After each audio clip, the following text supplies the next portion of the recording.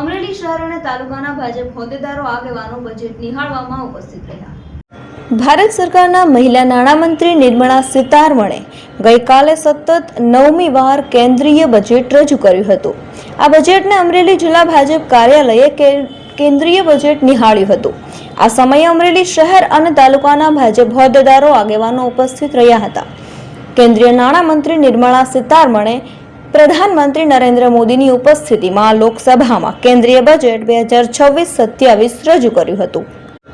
આ બજેટને અમરેલી સ્થિત ભાજપ કાર્યાલય ખાતે લાઈવ નિહાળવામાં આવ્યું હતું. આ પ્રસંગે જિલ્લા ભાજપ પ્રમુખ અતુલ કાનાણી, જિલ્લા પંચાયત પ્રમુખ સુરેશભાઈ પાથર, મેહુલભાઈ ધોરાજીયા, મહામંત્રી, શહેર અને સંગઠનના હોદ્દેદારો, સંયોજકો, નગરપાલિકાના પૂર્વ સદસ્યો અને કાર્યકર્તાઓ સહિત અનેક આગેવાનોની ઉપસ્થિત રહ્યા હતા. ત્યાં પછીનું 80મું બજેટ આપણી વચ્ચે રજૂ થયું છે, જેના ભારતના સર્વવ્યાપી અને સર્વસ્પર્શી મુદ્દાઓ લઈને આ બજેટ રજૂ કરવામાં આવેલું છે. જનહિત સુખાઈનો ઉદ્દેશ સાથે પ્રધાનમંત્રી નરેન્દ્રભાઈ મોદીજીએ જે રીતે આત્મનિર્ભર ભારતની એક નેમ મૂકી છે, એના ભાગરૂપે આ બજેટ માટે ખૂબ દરેક લોકો માટે, દરેક સમુદાય માટે, દરેક ધંધા વ્યવસાય માટે અલગ અલગ જાહેરાતો કરીને દેશને કેમ આગળ વધારવો એના માટે ચિંતા કરીને આ બજેટ રજૂ કરેલું છે. ત્યારે આ બજેટમાં ખાસ મુદ્દા જોઈએ તો ખેતી માટે, ઉદ્યોગો માટે, યુવાઓ માટે, મહિલાઓ માટે, સર્વો માટે આ બજેટમાં અલગ અલગ જોગવાઈ કરીને જે પણ લાભ આપી શકાય એ સરકાર તરફથી પૂરતા લાભો આપવા માટે જોગવાઈ કરવામાં આવી છે અને એની જાહેરાતો પણ કરી છે.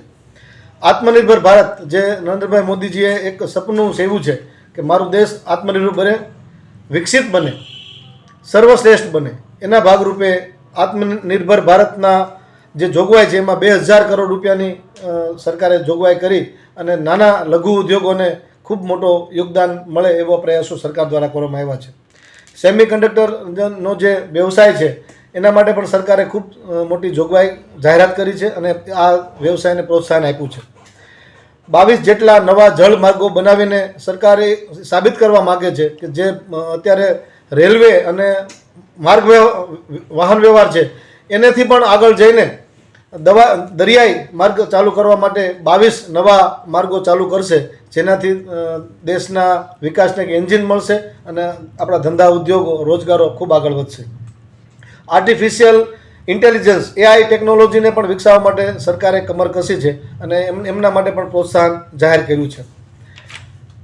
દેશના ટેક્સટાઇલ માર્કેટને હબ બનાવવા માટે વિશાળ મોટા પ્રમાણમાં ટેક્સટાઇલ હબ બનાવીને કાપડ ઉદ્યોગને પણ સરકાર પ્રોત્સાહન આપવા માટે ખૂબ તત્પરતા દાખવી છે.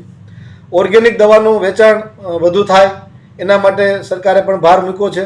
દવાઓ સસ્તી કરવા માટે ખાસ કરીને કેન્સરની દવા અને ડાયાબિટીસ અને બીપીની દવા સસ્તી લોકોને મળે એના માટે પણ સરકારે ખૂબ પ્રાવધાન કરેલું છે. નાની કંપનીઓ પાસેથી માલ ખરીદવા માટે, માલ સામાન જે નાની કંપનીઓ પોતાનું પ્રોડક્ટ બનાવે છે એમને સીધો જ મોટી કંપનીઓ સુધી પહોંચાડવા માટે સરકાર મધ્યસ્થી બની અને એમનો સીધો જ માલ ભારત સરકાર ખરીદી લેશે અને જેને કારણે આત્મનિર્ભર ભારતનું એક ડગલું આગળ વધશે. વારસાગત જે વ્યવસાયો છે એમાં પણ સરકારે ખૂબ સરસ ધ્યાન આપીને વારસાગત જે ધંધાઓ છે, રોજગારો છે, એમને વિકાસ માટે પણ સરકારે આમાં જોગવાઈ કરેલી છે. 7 જેટલા હાઈ સ્પીડ રેલવે કોરિડોર બનાવવા માટે પણ સરકારે આ બજેટમાં જાહેરાત કરી છે. ત્યારે કોમ્યુનિકેશન ગેપ જે પડી રહ્યો હતો એમાં સફળતા મળી અને વહેલી તકે માલ સામાન એક જગ્યાએથી અન્ય જગ્યાએ પહોંચે એના માટે પણ સરકાર ચિંતિતતાથી વિચારી અને આ બજેટમાં જોગવાઈ કરી છે. મહાત્મા ગાંધી ગ્રામ સ્વરાજ યોજનાની પણ સરકારે જાહેરાત કરી છે, જેથી કરીને ગ્રામ્યનો વિકાસ થાય, ગામડામાં રહેલી જે ત્રુટીઓ છે વિકાસના કાર્યોમાં એ પણ પૂરેપૂરી ભરાઈ જાય અને ગ્રામ્ય કક્ષાનો વિકાસ થાય એના માટે પણ આ બજેટમાં જોગવાઈ કરવામાં આવી છે. ખેતીવાડીમાં જે ઉત્પાદન થઈ રહ્યું છે કૃષિ ક્ષેત્રે એમાં પણ ખેડૂતોને પ્રોત્સાહન આપી અને વધુ ખેડૂતોનો માલ ઉત્પાદન થાય અને સારા માર્કેટમાં એનો ભાવ મળે એના માટે પણ નરેન્દ્રભાઈ મોદીજીની સરકારે પ્રાવધાન રાખેલું છે. રમતગમત ક્ષેત્રે યુવાનોને ખૂબ સારું પ્રોત્સાહન મળે એમના માટે પણ અલગ ગ્રાન્ટોની જોગવાઈ કરી અને એના માટે પણ રકમની ફાળવણી કરવામાં આવેલી છે. આવી રીતે આ બજેટને જોઈએ તો સર્વસ્પર્શી સર્વવ્યાપી બજેટ સરકારે રજૂ કરેલું છે અને સારા દેશમાં સૌથી સારો ગ્રોથ દેશનો થાય, વિકાસ થાય એના માટે સરકારે ખાસ ભાર મૂક્યો છે.